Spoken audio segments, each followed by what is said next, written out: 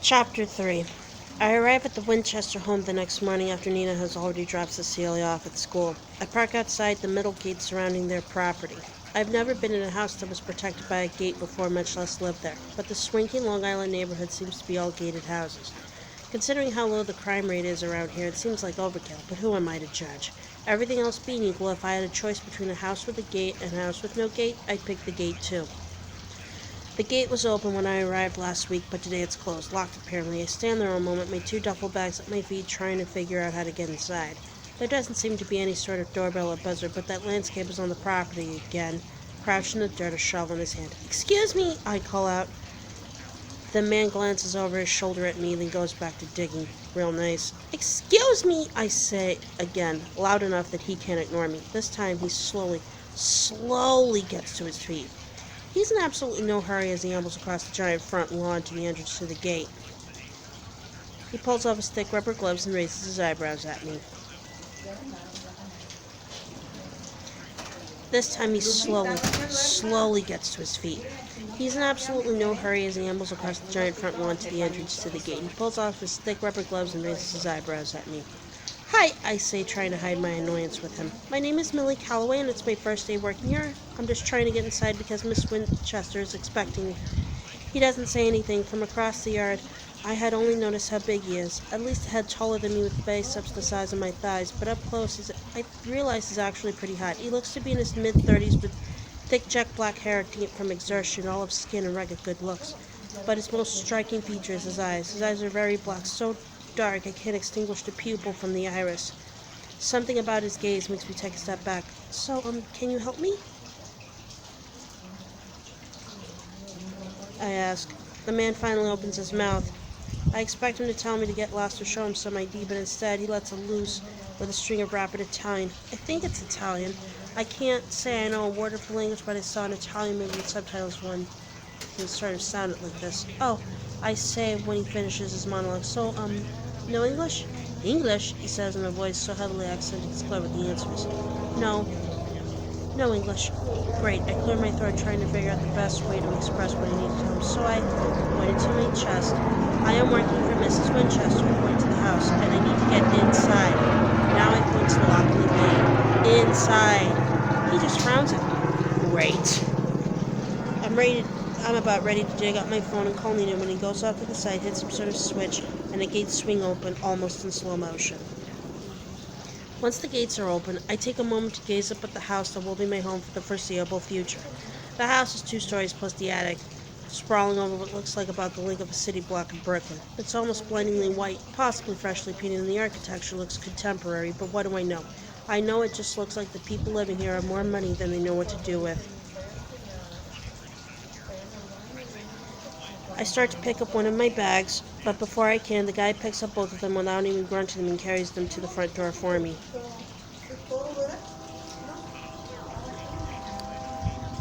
Those bags are very heavy. They literally contain everything I own from the side for my car. I'm so grateful he volunteered to do the heavy lifting for me. "Gracias," I say. He gives him a funny look. That might have been Spanish. Oh well. I point to my chest. "Millie," I say. "Millie," he nods in understanding, then points to my chest. It's his own chest. "I am Enzo." "Nice to meet you," I say awkwardly, even though he won't understand me. But God, if he lives here and has a job, he must have picked up a little English. "Piacere di conoscerti," he says. I nod wordlessly, so much for making friends with the landscaping guy. "Millie," he says again in his thick Italian accent. He looks like he has something to say, but he's struggling with the language. "You," he hisses a word in Italian, but as soon as we hear the front door start to unlock, Enzo hurries back to where he had been crouched in the front yard and makes himself very busy. I could just barely make out the word he said, pericolo, whatever that means. Maybe it means he wants a soft drink. Pericola. Now with a twist of lime. "Millie!" Nina looks delighted to see me. So delighted that she throws her arms around me and squashes me in a hug. "I'm so glad you decided to take the job. I just felt like you and I had a connection, you know?" That's what I thought. She got a gut feeling around me, so she didn't bother to do the research. Now I just have to make sure she never has any reason not to trust me. I have to be the perfect employee. "Yes, I know what you mean. I feel the same way." "Well, come in." Nina grabs the crack of my elbow and leads me into the house, oblivious to the fact I'm struggling with my 2 pieces of luggage. Not that I would have expected her to help me. It wouldn't have even occurred to her. I can't help but notice when I walk inside that house that looks very different from the first time I was here. Very different. When I came for the interview, the Winchester house was immaculate. I could have eaten off any service in the room, but not the place looks like a pigsty. The coffee table in front of the sofa kicks cups on it with varying amounts of sticky liquids in them, about a dozen crumpled newspapers and magazines in a dented pizza box. There's clothing and garbage strewn all over the living room, and the dining table still has the remains of dinner last night. As you can see, Nina says, you haven't arrived a moment too soon. So Nina Winchester is a slob. That's her secret. It's going to take me hours to get this place in any decent condition, maybe days, but that's fine. I've been itching to do some good, honest, hard work. And I like that she needs me. If I can make myself invaluable to her, she's less likely to fire me if or when she finds out the truth. Let me just put my bags away, I tell her, and then I'll get the entire place tidied up. Nina lets out a happy sigh. You're a miracle, Millie. Thank you so much. Also, she grabs her purse off the kitchen counter and rifles around inside, finally pulling out the latest iPhone. I got you this. I couldn't help but notice you were using a very outdated phone. If I need to reach you, I'd like to have a reliable means of communication. I hesitantly wrap my fingers around the brand new iPhone. Wow, that is really generous of you, but I can't afford to put. She waves a hand. I added you to our family plan. It almost costs nothing. Almost nothing? I have a feeling your definition of those 2 words is very different from mine. Before I can protest further, the sound of footsteps echoes on the stairs behind me. I turn around and a man in a gray business suit is making his way down the stairwell. When he sees me standing in the living room, he stops short at the base of the stairs, as if shocked by my presence. His eyes widen further when he notices my luggage. Andy! Nina calls out. Come meet Millie. This must be Andrew Winchester. When I was Googling the Winchester family, my eyes popped out a bit when I saw this man's net worth. After seeing all those dollar signs, the home theater and the gate surrounding the property made a bit more sense. He's a businessman who took over his father's thriving company and has doubled the profits since. But it's obvious from his surprised expression he allows his wife to handle most of the household matters, but it's apparently flat slipped out of her mind to tell him she's hired a live-in housekeeper. Hello. Mr. Winchester steps into the living room with his brow furrowed. Millie, is it? I'm sorry, I didn't realize. Andy, I told you about her. She tilts her head aside. I said we needed to hire somebody to help with cleaning, cooking, and Cecilia. I'm sure I told you. Yes, well. His face finally relaxes. Welcome, Millie. We certainly could use the help. Andrew Winchester holds his hand out for me to shake. It is hard not to notice he is an incredibly handsome man. Pierce, seeing brown eyes, a full head of hair the color of mahogany, and a sexy little cleft in his chin. It's also hard not to notice that he is several levels more attractive than his wife, even with her impeccable grooming, which strikes me as a bit strange. The man is filthy rich, after all. He could have any woman he wants. I respect him for not choosing a 20-year-old supermodel to be his life partner. I thrust my new phone into the jeans pocket to reach out to take out his hand. Nice to meet you, Mr. Winchester. Please, he smiles warmly at me. Call me Andrew. As he says the words, something flickers over Nina Winchester's face. Her lips twitch and her eyes narrow. I'm not exactly sure why, though. She herself offered to let me call her by her first name, and it's not like Andrew Winchester is checking me out. His eyes are staying respectfully from mine and not dropping below the neck. There's not that much to see, even though I didn't bother with the fake tortoiseshell glasses today. I'm wearing a modest blouse and comfortable blue jeans for my first day of work. Anyway, Nina snips. Don't you have to get to the office, Andy? Oh, yes, he straightens out his gray tie.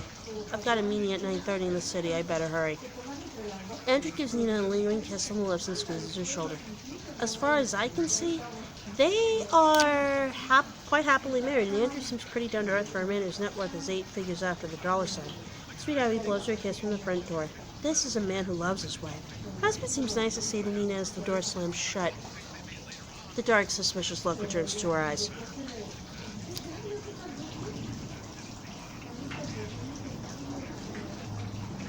Do you think so? Well, yes, I stammer. I mean, he seems like... How long have you been married? Nina looks at me thoughtfully, but instead of answering my question, she says, What happened to your glasses? What? She lifts an eyebrow. You were wearing a pair of glasses at your interview, were you? Oh, I swear I'm reluctant to admit that the eyeglasses were fake. My attempt to look more intelligent and serious, also less attractive and threatening. I'm wearing my contacts. Are you? I don't know why I lied. I should have just said that I don't need the glasses that badly. Instead, I have doubled down and invented contacts that I'm not actually wearing. I feel Nina is scrutinizing my pupils, searching for the lenses. Is that a problem? The muscle twitches under her right eye. For a moment, I'm scared she's going to tell me that I should get out, but then her face relaxes. Oh, of course not. I just thought those glasses were so cute on you. Very striking. You should wear them more often. Yes. I grabbed the handle of one of my duffel bags with my shaky hand. Maybe I should get my stuff upstairs so I can get started. Nina claps her hands together. Excellent idea. Once again, Nina doesn't often take either of my bags as we climb up the 2 flights of stairs to get to the attic. By halfway through the second flight, my arms feel like they're about ready to fall off, but Nina doesn't seem interested in pausing to give me a moment to readjust the straps. I gasp with relief when I'm able to drop the bags on the floor of my new room. Nina yanks from the corner, turn on the 2 light bulbs that illuminate my tiny living space. I hope it's okay, Nina says. I'd figure you'd rather have the privacy of being up here as well as your own bathroom. Maybe she feels guilty about the fact that their ginormous guest room is lying empty while I am living in a room slightly larger than her broom closet. But that's fine. Anything larger than the backseat of my car is like a palace. I can't wait to sleep here tonight. I'm obscenely grateful. It's perfect, I say honestly. In addition to the bed, dresser, and bookcase, I noticed one other thing in the room that I didn't see the first time around. A little mini fridge, about a foot tall. It's plugged into the wall and humming rhythmically. I crouch down and tug it open. The mini fridge has 2 small shelves, and on the top shelf, there are 3 tiny bottles of water. Good hydration is very important, Nina says earnestly. Yes, when she sees the perplexed expression on my face, she smiles. Obviously, it's your fridge and you can put whatever you want in it. I thought I would give you a head start. Thank you. It's not that strange. Some people leave mints on a pillow. Nina leaves 3 tiny bottles of water. Anyway, Nina wipes her hands on her thighs, even though her hands are spotless. I'll let you get unpacking and then get started cleaning the house. I'll be preparing for my PTA meeting tomorrow. PTA? Parent-Teacher Association. She beams at me. I'm the vice president. That's wonderful, I say, because it's what she wants to hear. Nina is very easy to please. I'll just unpack everything quickly and get right to work. Thank you so much. Her fingers briefly touch my bare arm. Hers are warm and dry. You're a lifesaver, Millie. I'm so glad you're here. I rest my hand on the doorknob as Nina starts to leave my room.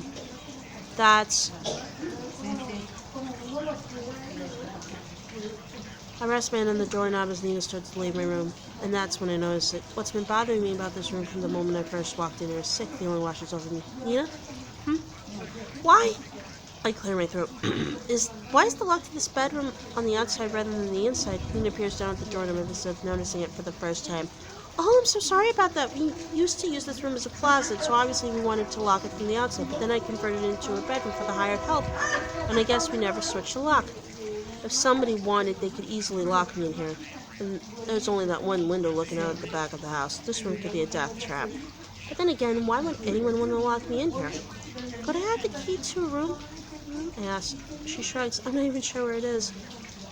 I'd like a copy.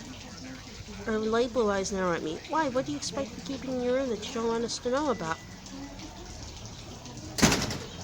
My mouth falls open.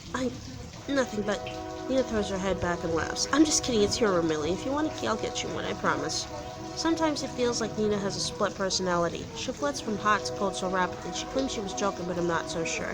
It doesn't matter, though. I have no other prospects in this job as a blessing. I'm gonna make it work. No matter what, I'm gonna make Nina Winchester love me. After Nina leaves my room, I close the door behind her. I'd like to lock it, but I can't, obviously. As I shut the door, I notice marks in the wood. Long, thin lines running down the length of the door at about the level of my shoulder.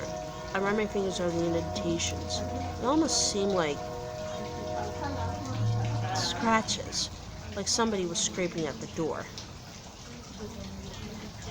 trying to get out.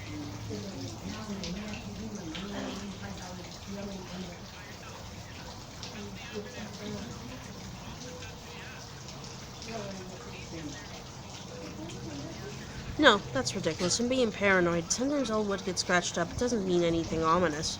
The room suddenly feels unbearably hot and stuffy. There's a small furnace in the corner of the room, which I'm sure keeps it comfortable in the winter, but there is nothing to cool it down in the warmer months. I'll have to buy a fan to prop up in front of the window.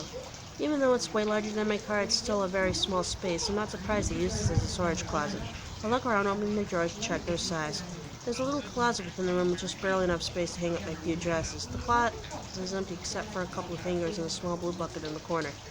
I attempt to wrench open the small window to get a bit of air, but it doesn't budge.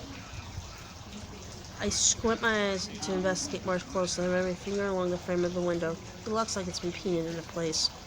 Even though I have a window, it doesn't open. I could ask Nina about it, but I don't want it to seem like I'm complaining when I just started working here today.